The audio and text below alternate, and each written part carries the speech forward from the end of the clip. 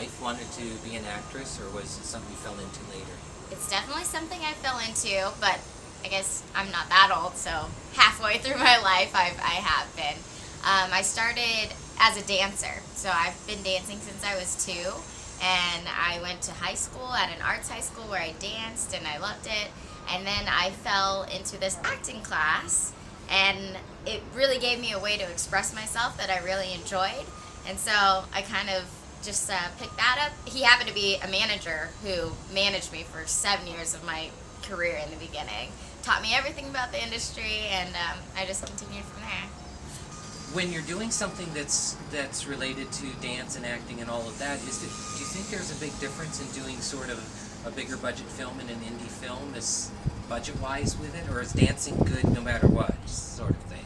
Well, Music High was a little more focused on singing, so that was a little different in general. We had performances, like we'd have competitions, so we'd have to go out on stage and like perform a whole song, and so that in general was different than learning a whole dance routine or doing something that has to involve other people, like in Bring It On. Everything is choreographed together, so we all train together to look exactly the same and do the same choreography.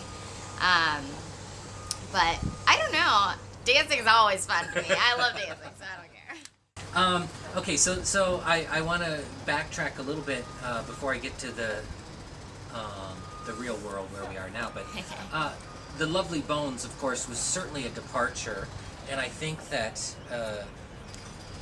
there has to have been for you maybe multiple excitement in the fact that it's a Peter Jackson film, but also that it's a very different role from other stuff. So, so how did you get yourself into that?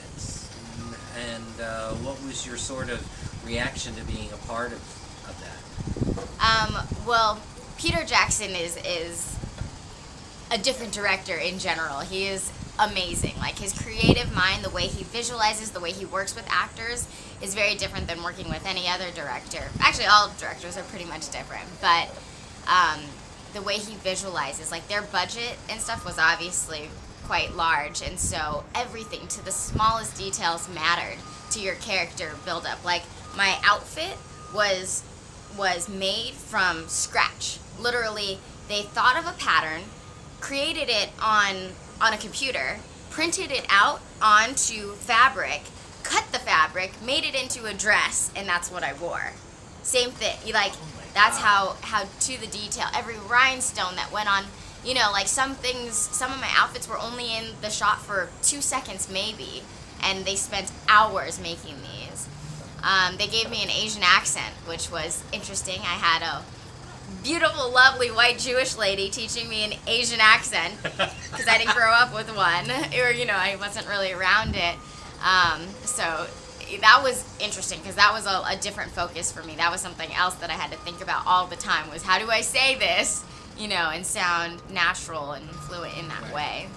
For that role specifically, I thought it made a lot of sense because actually when I got hired, they didn't ask, like when I went through the whole audition process, I was doing it as myself, my own natural voice, and when we got on set, that's when they started to play around with the idea, like maybe if we gave you an Asian accent, you'd sound less modern and more back in the day because it was a period piece, or it went back to like the 70s.